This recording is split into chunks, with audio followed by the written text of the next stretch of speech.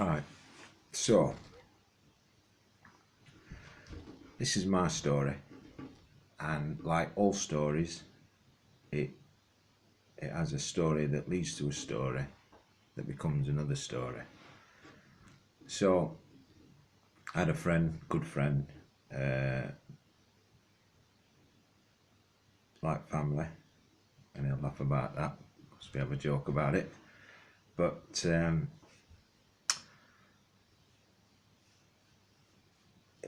his missus, his wife, had a little bit of a scare back in 2023 and had to have some tests. And he was worried it might have been something cancerous. Uh, so the they went and had the test, but I kind of thought, like I'll do a bit of research and look into a few things. Never really thought much about cancer because you don't really think about it. Everybody was walking around just doing what they're doing, and nobody's really thinking about cancer until it actually happens. And so I did a little bit of research and I looked into some stuff, and I thought, this is crazy. This because I don't, for some reason, it led me down a lot of rabbit holes, and everybody jokes about rabbit holes, or conspiracy this and conspiracy that, but kind of led me down some rabbit holes, and I started seeing some things, and thought that's strange. Why would you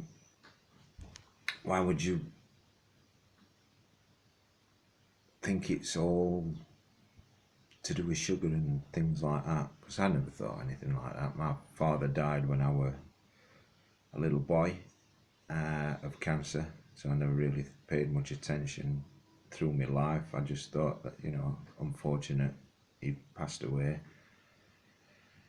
And so yeah, she had the tests and came back, everything good, fantastic, you know, brilliant. And that were in 2023, and then by the end of 2023 I started not feeling good. So it was a couple of months, 3 months before Christmas, and I started feeling a bit off. But I do a physical job, and I thought, I'm a bit run down. I just obviously need to take it easy a bit. I'm getting on. I'm like, well, I'm 57 now, so I was kind of like thinking, I've been working hard for 40 years. Maybe I'm just a bit run down. Anyway, I started feeling a little bit worse and a little bit worse and a little bit worse. And I kind of just thought it's it's it's some kind of bug or something, some kind of virus or something like that. I'm feeling a bit off all the time. My energy levels were poor. Let's just say poor. Because normally I'll do a day's work and it's physical work, it's hard work, and you use normally about 95% of your own strength to get through a day, and you kind of like make the last bit up with your willpower. But I was finding I was having to draw on willpower over strength more and more, and the days were getting harder and harder, and then I started developing a cough, like repetitive cough, not so much in the day while I were out at work, so out in fresh air, but at night I were like having a coughing bouts, and little bits of sort of phlegm coming up and stuff like that. And I've been a smoker for 30 odd years, and I've never really paid much attention to it. I've just, because I work outside and it's never really bothered me. I've never been a cougher. I don't cough repeatedly. I cough as much as anybody else who's just okay. So I never really thought about it, and obviously I'm feeling worse and worse and worse. It's getting near Christmas and that lot, and I kind of had a really bad gut feeling that this was something more because the cough were getting worse. Anyway, we got through Christmas and New Year, everything good, and then as it developed and got even worse and worse, I was still going to work. I still managed to do my job. Didn't let anybody down at work, didn't let anybody down at home, but I was feeling absolutely drained, really tired all the time. And I just thought it's probably, like I said earlier, a little bit of a virus or something like that, and hoping that it were going to kind of clear up. But this gut feeling inside, just I thought it's not going to clear up. It's something worse. And then as that kind of developed, I was thinking back all the time about all the things I learned about cancer and how it works, and I had to deal with it and stuff like that, which was just an odd bit of research that I'd done just so that I weren't like the dumb guy, thinking about if somebody mentioned cancer, I weren't just going to say, oh, it's something this or it's something that. I wanted to know a little bit more, so I did a lot of research back then, in sort of 3/4 of the way through 2023, and just thought I've got kind of some kind of knowledge, but I had this gut feeling that it were something more. I kind of knew inside that it were cancerous. I've no idea why. I've no idea how. But I didn't tell my wife because I didn't want to upset her or thinking, because I didn't really know. So if I don't really know, what am I going to say something to her for and get her all worried and upset for? So I kind of went through beginning of 2024, and then I was coughing a real lot at night. I was just keeping myself awake with coughing, and I was sleeping. I come downstairs to sleep because I didn't want to keep her awake. She works a lot of hours. She works 12-hour shifts, and it'd be unfair, I think, to keep her awake when I'm just coughing my head off. So that carried on for a while, January and February. Like I say, I was still feeling really bad. I was low energy. Didn't really know. I'd kind of put a little bit of weight on, but that had happened the year before, and I just thought maybe I should just drop a bit of weight or something, which I have no problem doing. I generally have no problem sleeping, but I could not sleep for all the coughing. And then I noticed I was coughing up little fragments of blood, so I'm now thinking, okay, that is another step further on. So I was trying to get a doctor's appointment from January, just so somebody could have a look, because I was coughing bits of blood up then, and I was showing, I was holding a tissue up to my wife and saying, look, I'm coughing up little bits of blood. And she said, you need to go and get that sorted out, which is great, but I didn't have the ability to get to see anybody at my doctor's, because nowadays, and I don't want to get into this, but it is almost impossible to see your doctor. You ring up at 8 o'clock in the morning, by 8:01, 8:02, 20 appointments have gone apparently, and you'll have to ring back again next day. So you ring back again, appointments have gone. But I don't really want to get into that, because I don't know why all that is. I don't know how you can give 20 appointments away between 8 o'clock and 8:03 when the phone calls are literally, even if they're only 15 seconds long, you give 20 away, and even if they're like 30 seconds long, you give 20 away. But if you ring up and it's 8:02, and they've given 20 appointments away, you're thinking, well, they were already gone. The appointments were already gone, or they were already not available. And I've been in doctors, and I've waiting rooms almost empty. There don't seem to be a lot of activity in there. It's not like they're packed with people waiting for appointments. But that's another story. So I couldn't get an appointment. I was like 6 weeks trying to get an appointment. And then I'm coughing up more blood, and I'm awake more at night, and I'm coughing and coughing and coughing. I'm feeling really sick and not well. And so I rang up one day in the afternoon, and you can't ring like in the afternoon, really. If you want an appointment, you've got to ring in the morning. And I just said to the lady on the desk, you know, on the phone call, you're going to have to get me an appointment, or you're going to have to get somebody to see me so that I can get this looked at, because I'm coughing up blood. And so they said, oh, you know, you can go and see this other doctor's on the next estate, which is not far from my doctor's. You can go and see them. But in that, there's another story, is that in March, my wife's mum just passed away suddenly, tragically, which affected the whole family deeply, and especially my wife. So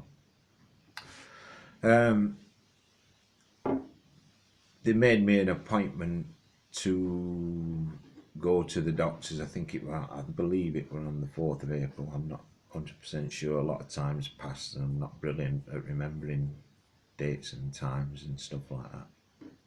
But it was on the day of my mother-in-law's funeral.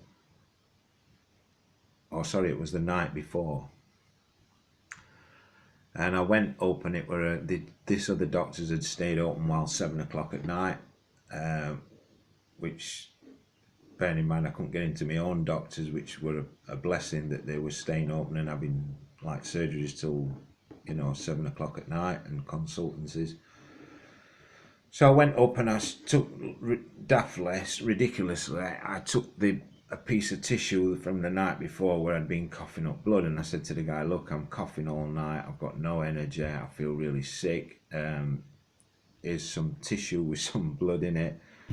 And he just said, well, that's dried blood anyway, it could be from anywhere, but if you believe that that's what you're doing, you're coughing up blood, you need to go and get an x-ray. So he wrote me out a little ticket, and he computer sent a message to the hospital saying that somebody's going to come for an x-ray, a lung x-ray. And like I said, the next day was the mother-in-law's funeral, so I got up early in the morning and just went to the hospital and had an x-ray done. Anyway, that day we attended the funeral.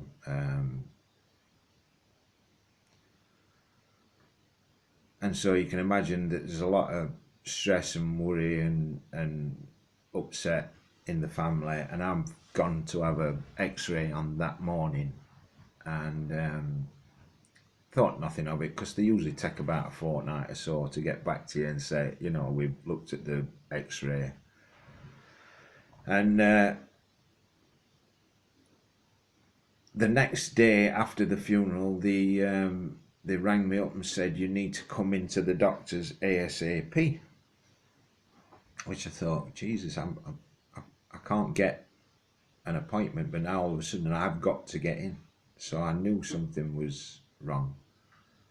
And I said to my wife, you're going to have to come with me, because I needed some backup. I'd already got in my head that it's cancer. And I didn't know whether I was right or wrong or whatever. I just kind of felt it. I don't know why, like I said. But I thought, I'll take my wife, because I might need to. I don't know how I'm going to react if this turns out to be cancer. So I needed somebody there to be backup for me. and just to keep me steady, because I was worried. And so we went to the appointment, bearing in mind my wife had just attended her mum's funeral the day before, and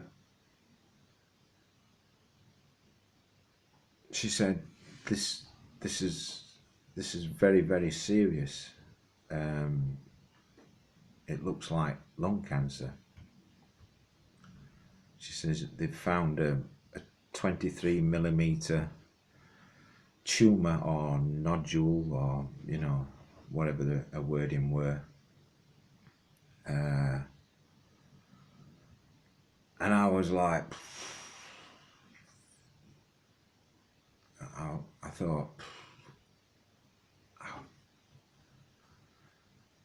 I already knew it, but I didn't know it,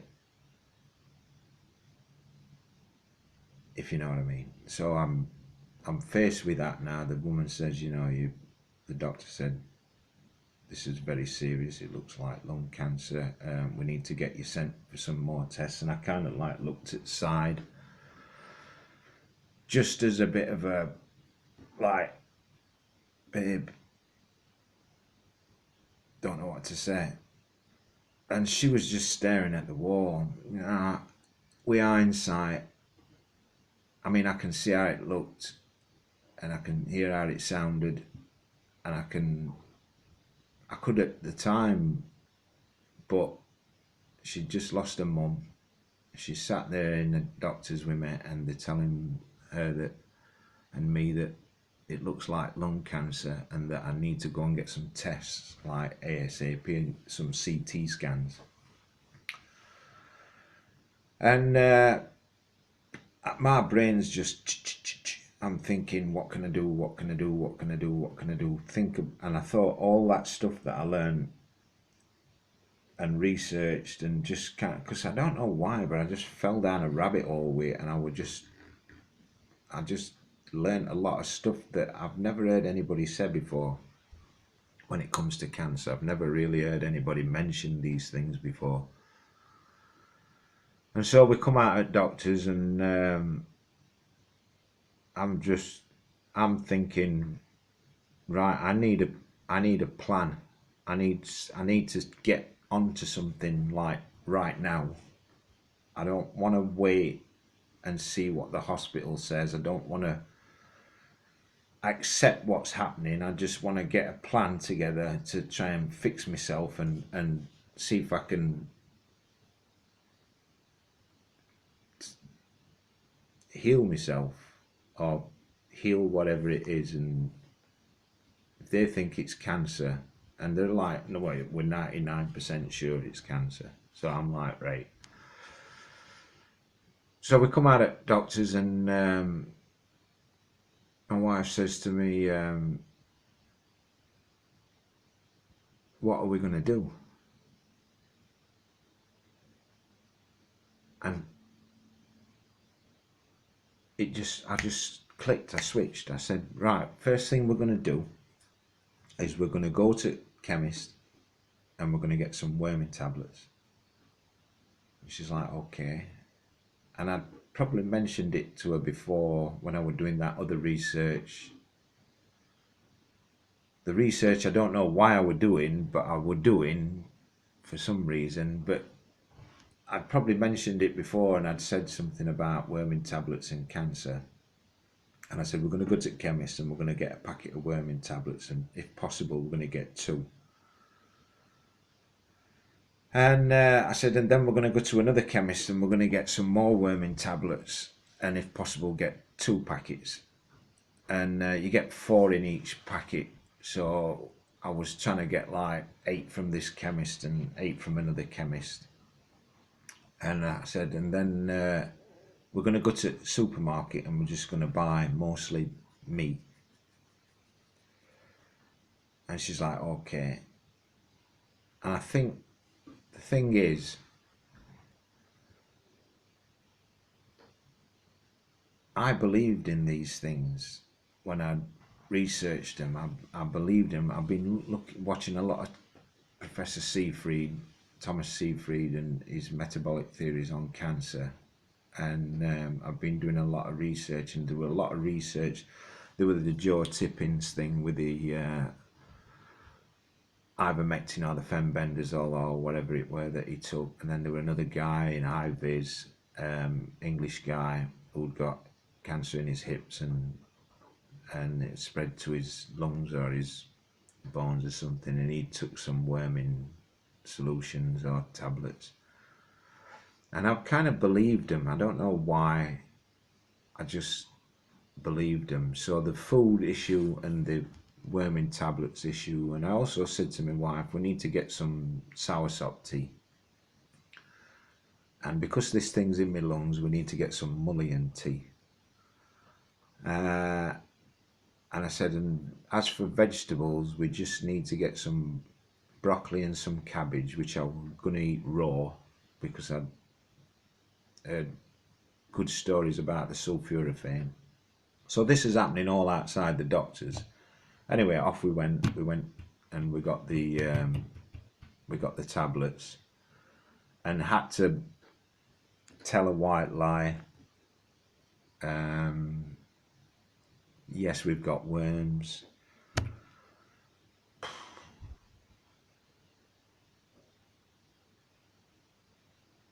Don't do lying, but when necessary, because they won't give you. If I went in there and said I want to get these worming tablets and I want to use them for a cancer diagnosis or a cancer scare, they wouldn't be available. They would not sell them yet. So I tell them we've got worms. We bought the tablets, and I said to my wife, we need to get everybody we know, the family, going to different chemists and getting me these tablets, and I'll pay for them. And she said, I'll pay for them, and they're not cheap. But I believed it, and because I believed it, she believed it, and that's the beauty of the relationship that we have, is that, you know, she knows that I don't say things just like willy-nilly. You know, I'm not just going to say, oh, I want to get some worming tablets because Bob on internet says worming tablets work. No, I've done like lots of checking on stories and anecdotal stories, and there's bits of research and stuff like that on these things. So that was the plan anyway. And I said, we need to do it now, like start now.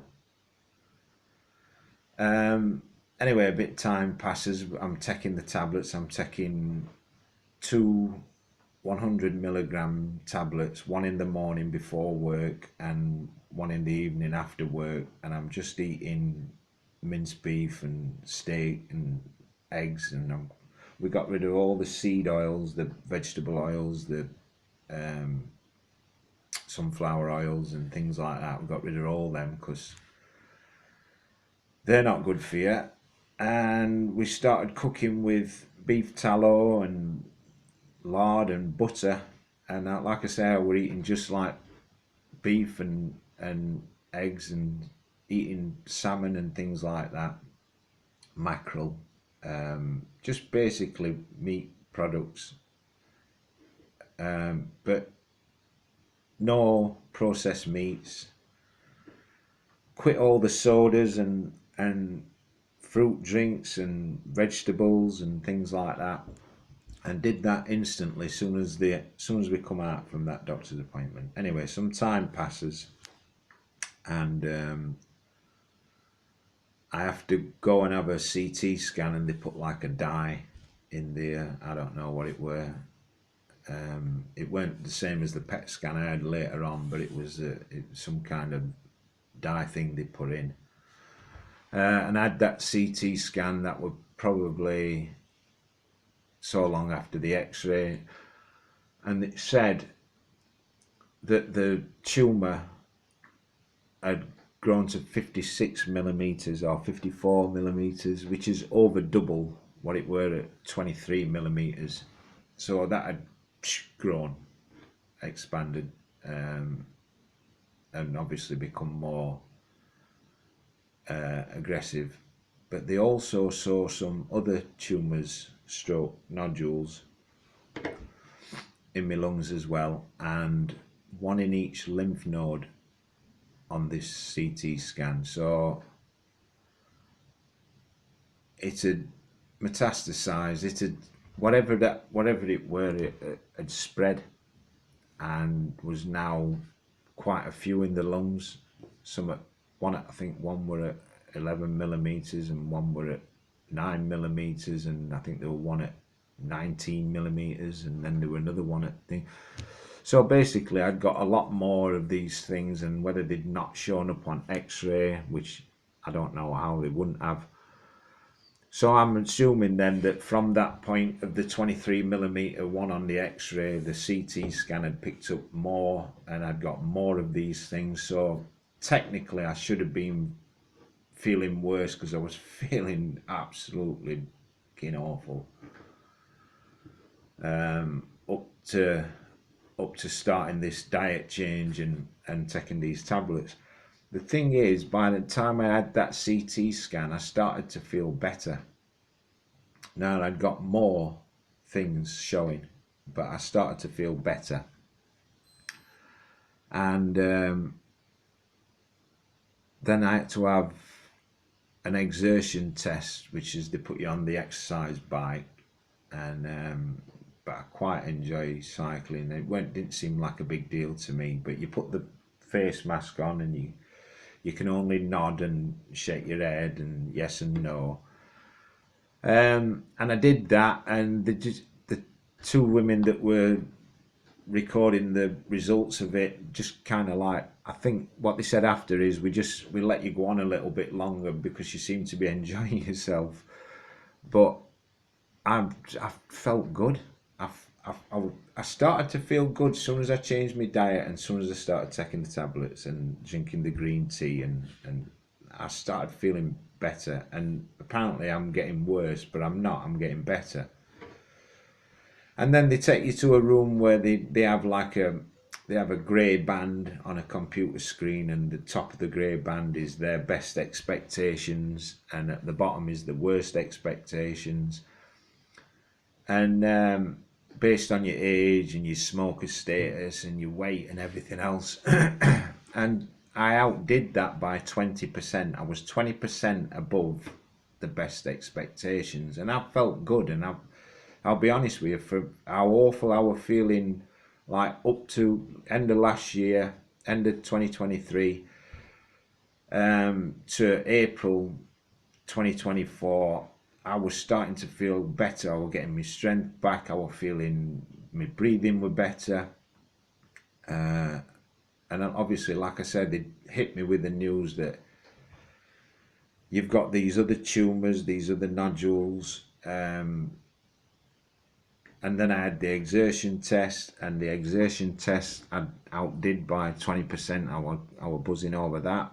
So the next thing was to have another CT scan. I had a meeting, and I was in a waiting room, and obviously I'm thinking I'm doing something good for myself because I must be doing something good. For as bad as I felt, I'm now feeling better, and yet technically I should be feeling worse because the thing's over doubled in size, and I've got all these others, and I've got one in each lymph node, and technically I should be feeling worse, but I weren't. I was feeling good. And I sat in this waiting room, and there's a guy next to me, and it looks like he's in his 40s, but he looks fucking awful. And I don't. That's not to downgrade the guy or out like that, but he just looked like he was struggling. And obviously we're all there for it's the respiratory cancer section of the hospital. And so I said to him, they think I've got lung cancer, and he said, yeah, same here, and that. And he says, but I've never smoked and never drank. I don't know why I mentioned drink, but there were a lot of people talking, and a lot of them had never smoked and never drank. I don't know what the drink bit were about, but anyway, so I said to him, "What are you doing to help your situation?" And he just said, "Well, they've said I should do such and such." And I said, "No, no, no, mate. What I mean is, what are you doing personally to improve your situation?" And he said it again. He just went, "Well, they've said I've got to." And I said, "Well, whatever it is, I hope it's working for you, mate," and that lot. And then I went in and I had my one-to-one meeting, which there were another woman there, and I'm not sure if she went from an hospice, but the main lady said, "Is anybody looking after you?" And I said, "No, I've just took the day off work to come to this appointment." And she kind of like looked a bit thing, and I said, I feel fine. I feel okay. I feel good." And she's looking at the paperwork and everything. And she said, like she'd said, "You do know that they've spread your," and I've got the letter that says it, is we had a meeting with Barry today, and he was unaware that they'd spread. And I wasn't aware because nobody told me. This is like, I had the CT scan, but they get the information, and nobody'd been letting me know what had been happening. And it's only with hindsight now that I'm saying, well, I felt better and I'd got more. I didn't know I'd got more. And so I've got it in a letter that, Barry was unaware that his cancers had spread. And so I'm thinking, well, I feel great. I mean, I've just rode my moped to hospital because you can't park anywhere, and I'm gonna work every day, and I'm feeling better, and I'm getting my job done better. I feel more energetic. I'm not coughing. I'd stopped coughing at that point. So I was definitely getting better in some way, and I didn't want to like jinx it by saying, I'm all right now, I'm getting better. But I could feel it, I was getting better. So I just like cracked on with what I was doing. And I said to the lady, I said, "I've changed my diet." And she says, "Well, food doesn't really affect it." And I've got a nasty habit of, when people tell me stuff, I've got a nasty habit of saying, "Wait, what?" And all that I'd learned about how cancers, use energy, they ferment fuel as in glucose, but all the other cells can run on ketones and stuff like that. And I thought, that's a strange thing to tell me. Surely she must know that. She must know that they use glucose as a form of energy and they ferment it and with no oxygen. But I didn't really. So I said, "Well, I've changed it," and she says, "Oh no, you can pretty much eat what you want. In fact, like kind of treat yourself." And I'm thinking, what, like have a apple crumble and custard or something? And I said, "No, I've changed my diet to carnivore." And she said, "Oh right, oh that's not good." And she says, "You need to eat more fruits and vegetables." And I'm thinking, all the natural sugars in fruits, and if the cancers are using sugars, glucose, all the natural sugars, they're not going to be good for me. And so I kind of like, but I'd already, and the other thing is, I'd walked past through the hospital and I'd seen some of the hot plates, the food trays, and they were all full of sticky toffee puddings and apple crumble and custards and cakes and stuff like that. And I thought, like if you're a cancer patient and you've just had chemo or radiotherapy or something, radiotherapy is a bit I'm going to get to in a bit, but you're just feeding them now the thing that helps the cancers grow. So I don't get that either. But it's not my place to get it. I'm just thinking how I can survive. So, and I've got this knowledge that I believe. So I'm thinking I'm just going to stick with what I'm doing. I'm just going to keep eating just mostly meat and tiny little bits of veg like cabbage and broccoli and stuff like that. And I'm eating broccoli and cabbage in the morning before going to work at like 6 o'clock in the morning, which is a tough thing to do, especially broccoli. Broccoli, that eat that at that time. And I started growing my own broccoli sprouts, so I'm I'm just thinking to myself, I'll stick with that protocol. I seem to be feeling better, and I don't believe what this woman's telling me. When it comes to food, I believe Thomas Seyfried, and I don't believe this woman, and I don't know why. It's as if either he's lying, and it goes back to the Otto Warburg thing, which I'm not going to get into because I'm no expert on it, but she's telling me to eat whatever I want. As long as I eat healthy and I eat like fruits and vegetables and stuff like that, but have a cake if you feel like it and stuff like that. And I'm thinking, God, no, that is like, from what I've like researched and that is the last thing I should be doing. The vegetables, they're all carbs. The fruits are all sugars, breads, pastas, potatoes, and that lot. They're all carbs. They all get converted into glucose. And before anybody says it, yes, no, meat can like get turned into glucose and that lot. But I learned quickly that I needed more fat, so I needed to have more fattier cuts of meat. So chickens and things like that, very lean. So I weren't eating much of them. I was just mostly eating fatty beef and fatty steaks and things like that. And like I said, I'm feeling good. So the radiotherapy, I've got it down in a letter, is that their recommended treatment for me was radiotherapy. And I always thought they did chemo first. And I know there's a lot of other treatments like, immunotherapy and stuff like that. So I'm thinking, radiotherapy straight to that. But she's talking and her mouth's moving and she's explaining why she thinks radiotherapy is going to be good for me. And no disrespect to her and that, like, she's got the story, the script, if you want to put it that way. And she thinks that's best for me. But all I could think was, I've got something inside me that wants to kill me. And they want to put something else inside me that also wants to kill me. Just hoping that it kills the cancer first.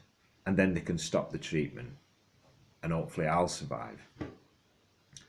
And I've seen people on radiotherapy and chemotherapy, and they just look fucking awful. They look like they're at death's door. And I thought, I'm feeling okay. I'm feeling pretty good. I'm sticking strictly to my regime. I'm taking the tablets every day, and which, by the way, are costing an absolute fortune. But I'm here breathing, so what's the hell? It doesn't matter. It's just money in it. And so I kind of like had it in my head, I'm not going to do the radiotherapy.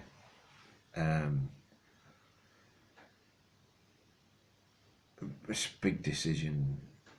It's tough because you're expecting them to give you the best advice that anybody could give you, like anybody. So if they say, oh, we're going to give you radiotherapy, you're thinking to yourself, right, well, that's what I need then. But I'm thinking, no, I don't fucking need that. Why would I need that? That sounds like the very, very, very, very, very, very, very, very, very last resort. Because it's so damaging. It's so crippling to everything else that's okay around the cancer. So, anyway, I got it. I said that's it. I'm not going to do that anyway. So that meeting ends, and then I have another CT scan, um,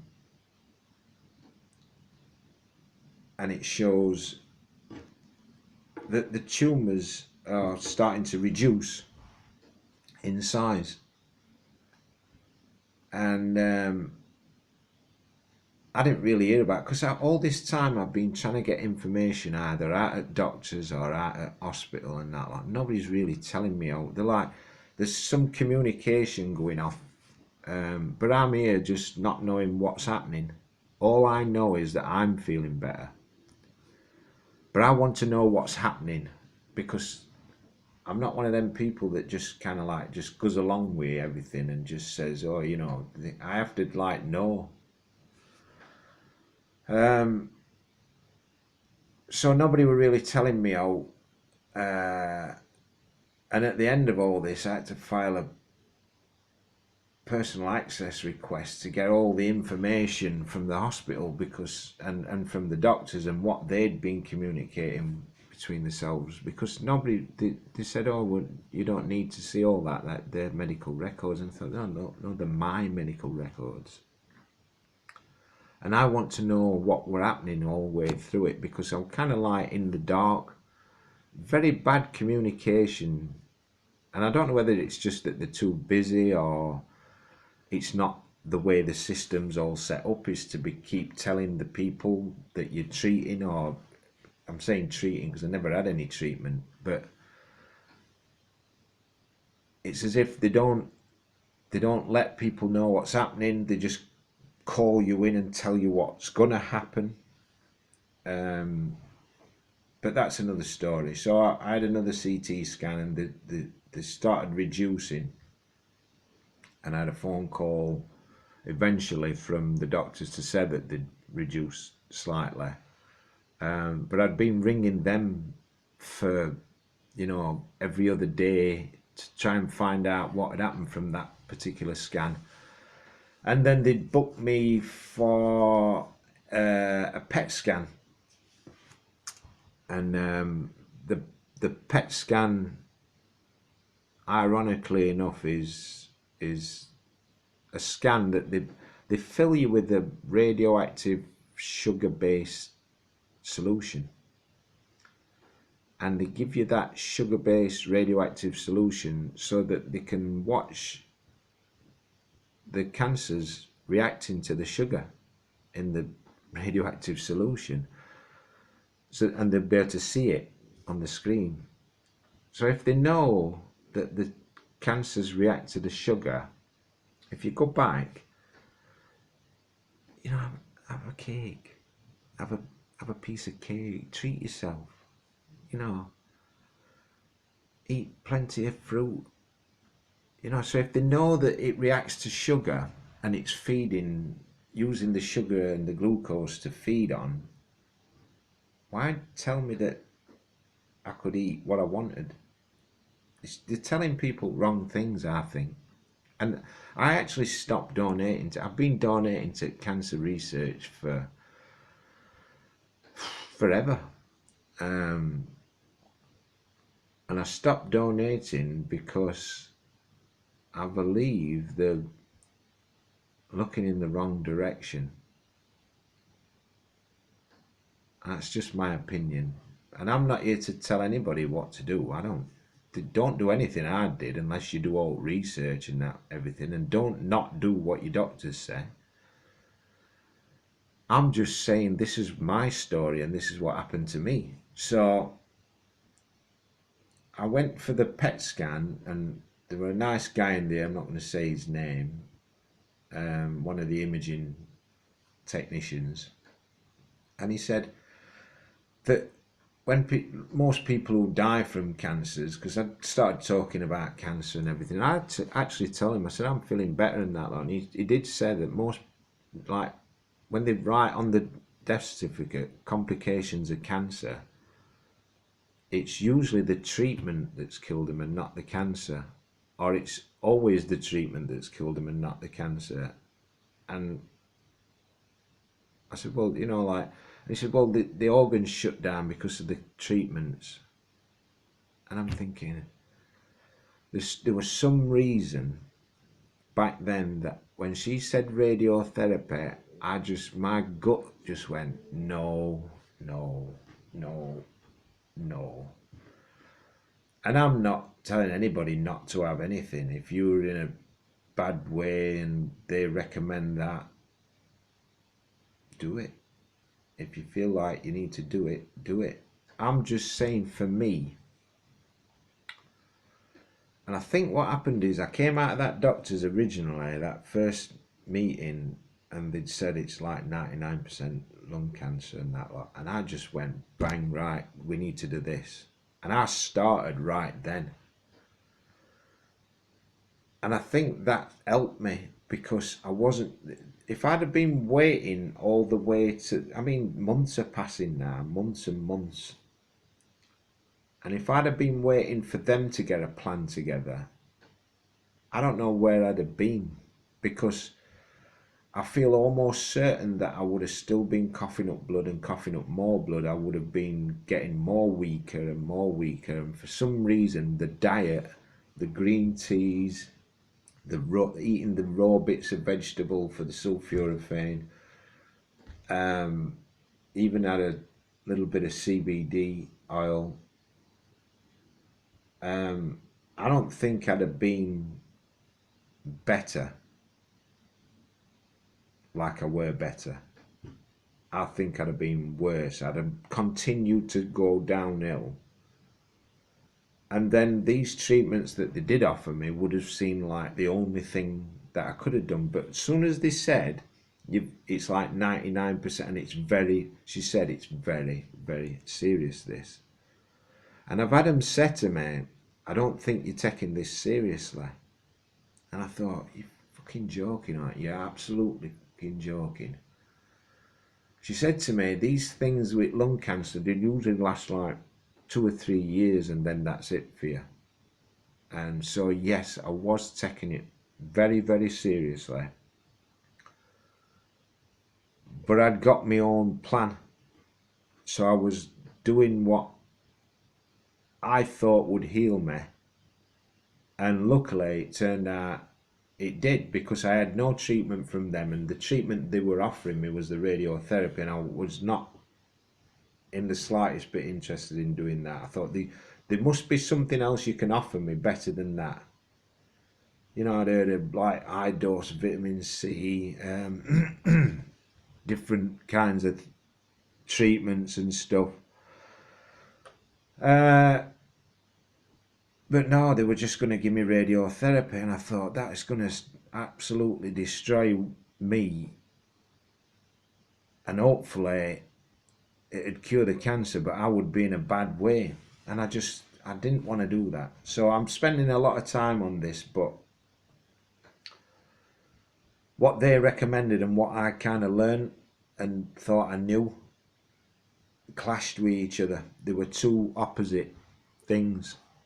And so anyway, I had the PET scan, and I was waiting for the results of that, and I'm waiting and waiting and waiting and waiting, and I'm ringing the doctors, and she'd give me a card in the respiratory cancer clinic with a number on to ring. And I'd rang that up and said, is there any results from the PET scan? No, we've not got any results back in that. Like, I thought, when I had the first x-ray, it was like, bang, look, this. Then I had the CT, bang, look, this. And then I had the bang, look, this. And then you got no response from the PET scan thing, and I'm ringing the doctors, and nobody's really telling me anything again. And I'm driving from one job to another job for work, and I got a guy in van with me, and the phone rings, and I know it is, and I'm thinking, I hope this is my results. I hope this is not just some more bad news or something that's not right, because I'd already been told that they'd started to reduce. And I thought, I hope there's not more of them. And you don't know, do you? Because you just picking at straws, aren't you, really? You're just kind of like hoping that everything's going to be all right. But the way I felt great. I'd changed my diet and I'd gone from 15 and a half stone back down to my original 12 and a half stone in less than 3 months. And I just sidetrack a bit here because I changed my diet and all my irritable bowel disappeared. My irritable bowel problems disappeared, which I'd had forever. And I'd got no joint pain. All my arthritis had disappeared, which I'd had for 20 odd years. Just bad. I've been laying concrete paving for 25 years. And so my knees were absolutely destroyed, and they're fine. They're absolutely fine. But they weren't until I changed all my diet. So I've got no more joint pain. I had a migraine for 18 months and I used to get 1 or 2 of them every year.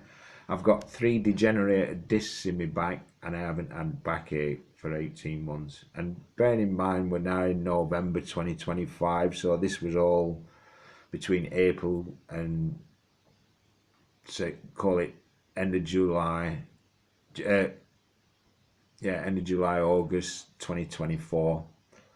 So I haven't had any backache, and I hadn't had any irritable bowel, and I hadn't had a migraine, and I hadn't had any joint pain since starting carnivore diet. Well, I'm saying carnivore. I'm saying let's just say ketovore. It's like 95%. And I do still have a little, now it's all over and done with, I do still have a little treat. I have the odd dark chocolate biscuit, and I have the odd fresh cream scone, and I love them. But I'm still eating mostly just meat, 90%. So it was steak the other night, it was some mince earlier in the week, it was this, it was that, and I probably eat like two times a day mostly.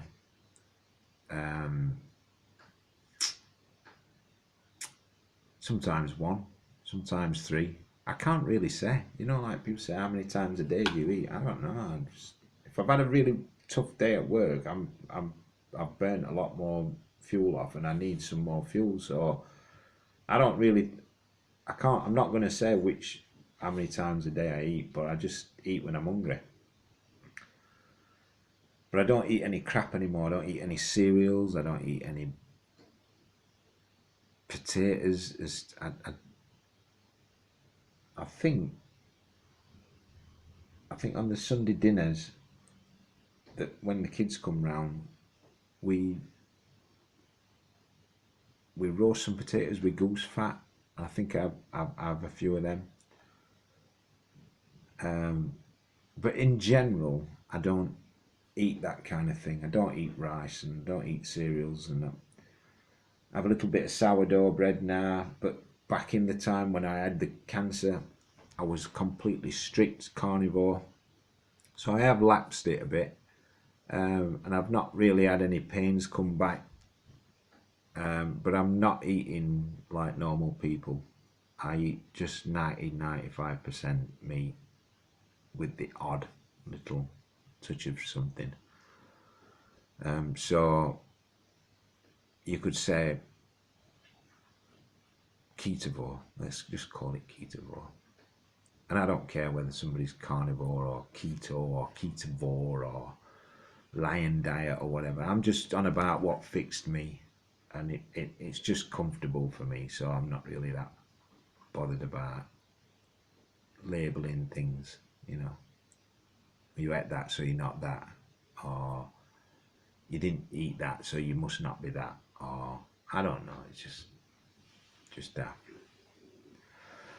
Anyway, so that's the pains bit out of the way, and the bowel bit out of the way, and the headache bit out of the way, the migraine, which I used to I used to walk this house with migraines and periodically just fall asleep leaning on a wall for a minute and then have to carry on walking because you can't sit down, you can't lay down, you feel like your head's going to explode. You really bad migraines. I used to think I'm going to die at any minute because the pressure was so bad. And I'd get one or two of them a year, and it's been 18 months and I had one. So, not being a scientist or like that, I'm going to say the food's improved that. And it's same with the backache. I ain't had any backache, and I've been doing the same work, and I'm older. I'm getting older. Same work, same circumstances, and I ain't had any backache. So I'm going to say the food's done that. And you can argue with me. I don't care. I'm just saying. I think the food did this, and the food did that, and the food did the irritable bowel, and the food got rid of all the inflammation in my joints. So yeah, all that. Anyway, back to the being in the van, and I'm getting a story. I'm getting a phone call, and I'm saying to the kids sat outside of me, "Do you mind waiting in the van? I'm just gonna jump out and take this phone call." So I pull up, and it's the doctor's on the phone, and he says, "I don't know how to tell you this. It's a bit of an anomaly, but they've all gone." And I said, "Are you absolutely sure?" And he said, "Yeah, they've all gone. Then there's no sign of any of these tumours. They've all gone." And I said, "Well, last time you told me that they'd started to reduce on the last scan and that." And he said, "No, they've all gone." And I said, "Can you just check that you're actually looking at the right file or the right name and everything?" And he said, "No, I'm 100% sure." He says, "I'm not sure why or how, but they've all gone." So I was like, right, great. I'm buzzing now because I'd been feeling better and better and better, and they'd said like, "Well, we found more, but I'm feeling better." So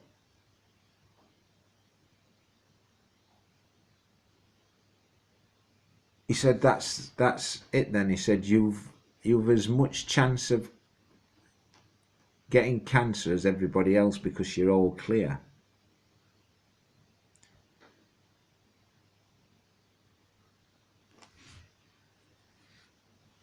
So I'm right, great. So I've gone from being really ill, coughing all night, coughing up blood, no energy, not knowing but having a gut feeling, to starting a certain protocol with these tablets, worming tablets, and changing my diet, and then finding out I've got loads of these things in me, and then they started to reduce, and then they've gone. And that all happened within, that was like, I think that was at the beginning of August. So 5 months. 5 months and all gone. And the worst bit about it were that I had to tell the kids, because at some point through all these meetings, and I had to tell them at work because I were having so many days off for scans and meetings and things like that, that the bosses at work were like, "What the fuck? Why do you need another day off?" And so I had to tell them, and I told obviously my brother and stuff like that, but I hadn't told my kids because I didn't want them to worry. They'd just lost their nana, and it didn't seem right to upset them again. But that day was a day of days. It was because they'd said to me in hospital, you're going to have you told your kids? And I said, no. And they said, well, you're going to have to tell your kids. This is how bad they thought it were when they found all these others. And so I talked about it with my wife, and I said, look, you know,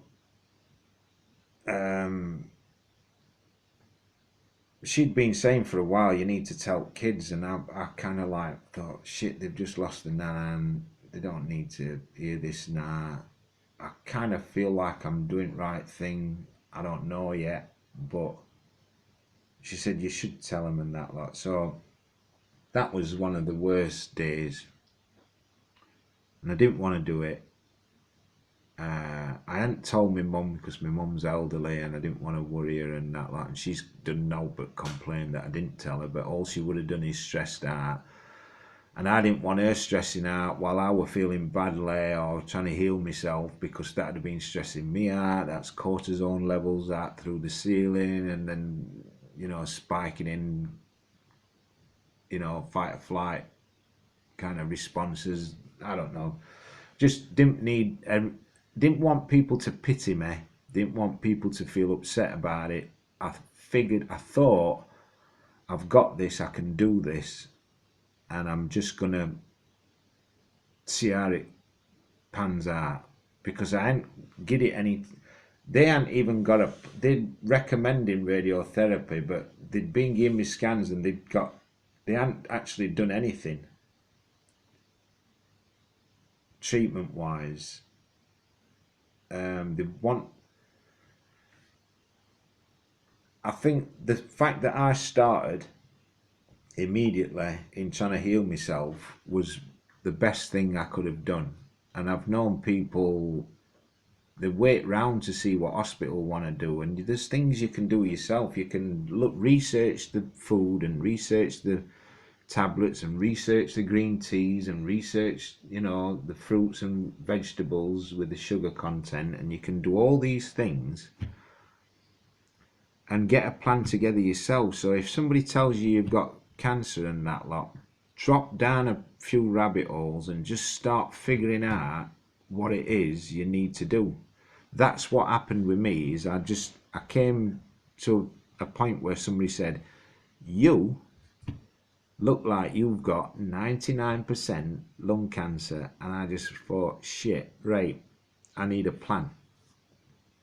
So that's how all that lot started. And I'm just saying, get a plan. Even if it's their plan and you want to follow their plan, get something moving and start doing little bits yourself that you can try and make yourself feel better. But the day having to tell, I started off with my son.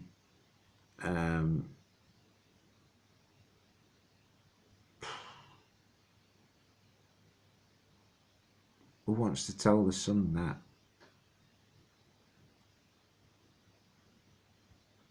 I certainly didn't. Who wants to be a son and hear that? Sure, he certainly weren't wanting to hear it. Anyway, he said to me, he said,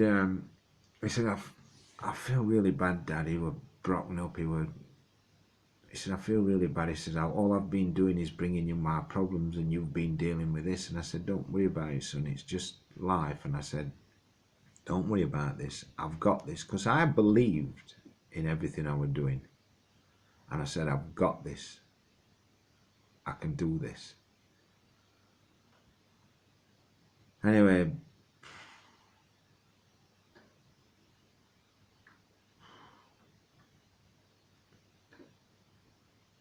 that were a tough one. It's my son.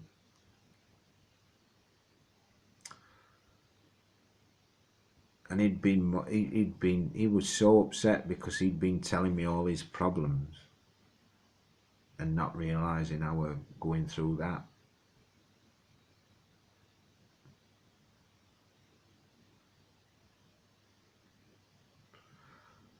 And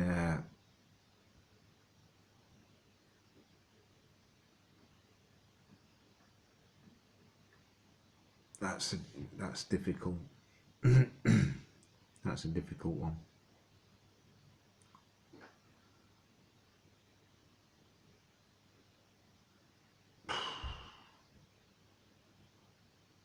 Anyway, next one, oldest daughter. So it went down in age. So oldest daughter next. And it was kind of funny because, not funny, not funny, but weird. Because my wife said to my daughter, Dad's got something to tell you.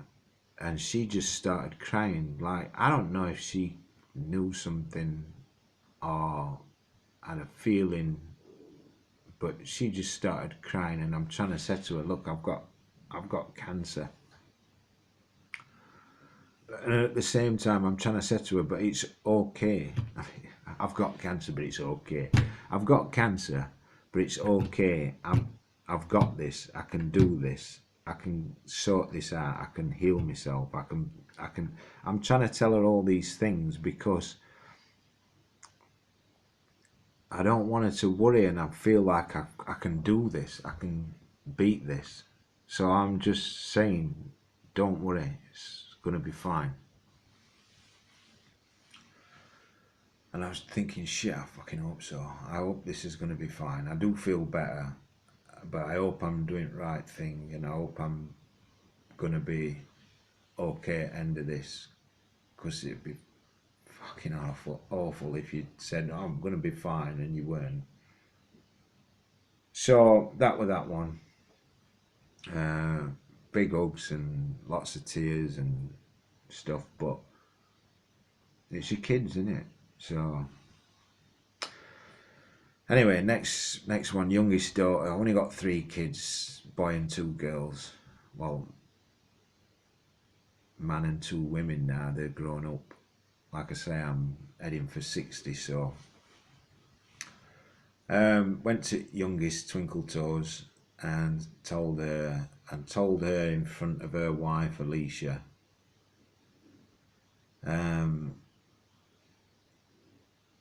And she would just, God, no, Dad, no. And I said, look, it's going to be okay. I'm going to fix this. And I just want to say, like, I hope my kids, in fact, I'm almost sure they do, but I hope, when you tell your kids something, that they believe what you say. And I said to them all, don't worry about it. I've got this. I'm gonna sort this. I'm gonna fix this. I'm gonna be okay.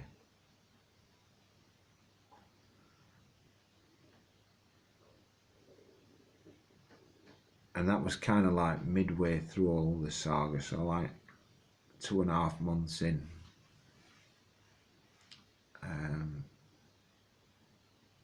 And I did say to him though, I said, look, from this point onwards, I don't need any bad vibes. I don't want to hear your problems. I don't want to be involved in anything. I just need to be at peace with myself and in healing mode, which involves not dealing with anybody's shit. So I know it sounds horrible, but I was saying to him, don't come to me with your crap. If you've got any crap, shit, arguments, problems, don't bring them to me. I just need to be in healing mode. I don't need to be dealing with anything.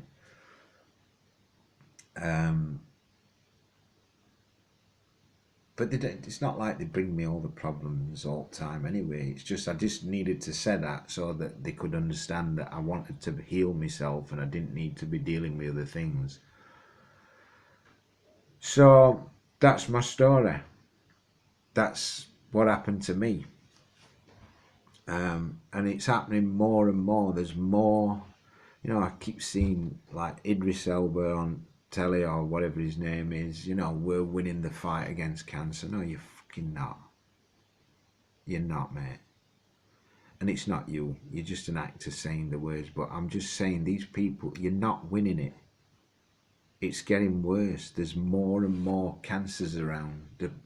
They keep going on about turbo cancers now. I don't want to get into the big thing. But there's like turbo people just turning up with stage 4 cancers out of blue. You know, you're not winning shit. I think you're spending all money in wrong direction.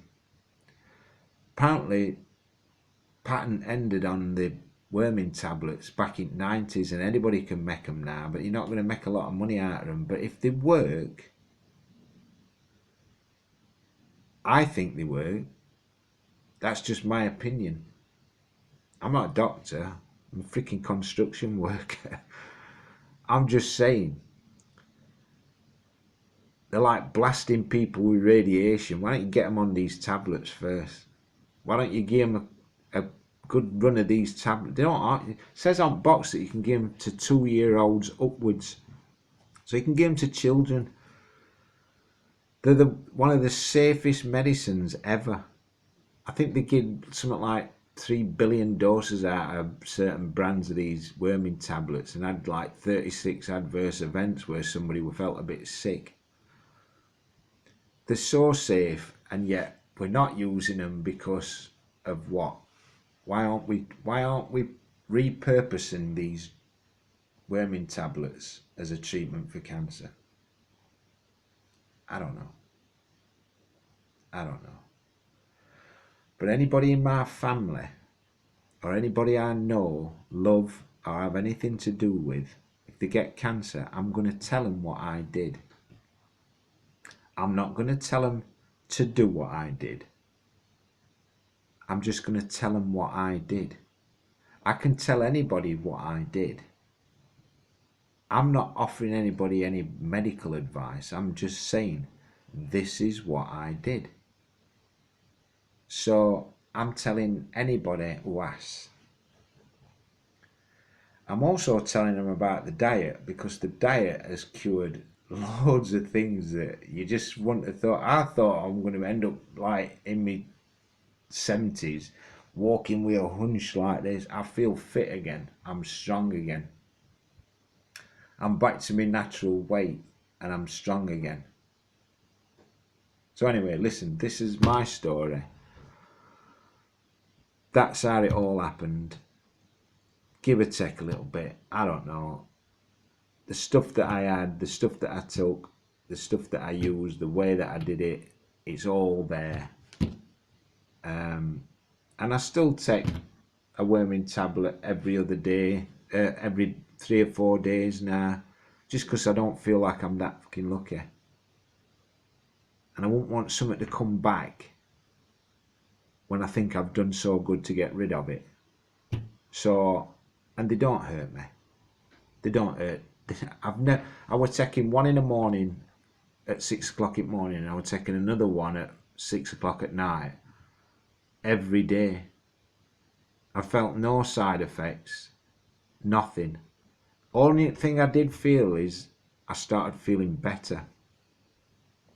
So I'm just saying, don't do what I did. I'm just telling you now, this is what I did.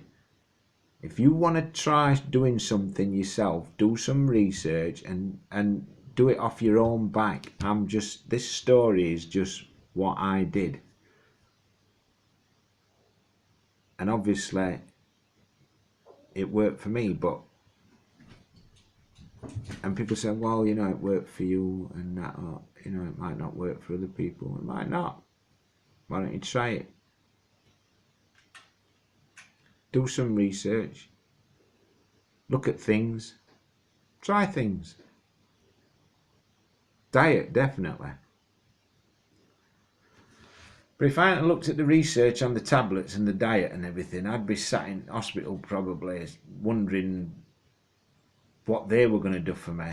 And to be honest, everything they said were upside down, back to front. So I'm kind of glad I took the initiative to start treating myself early. And it seemed to pan out.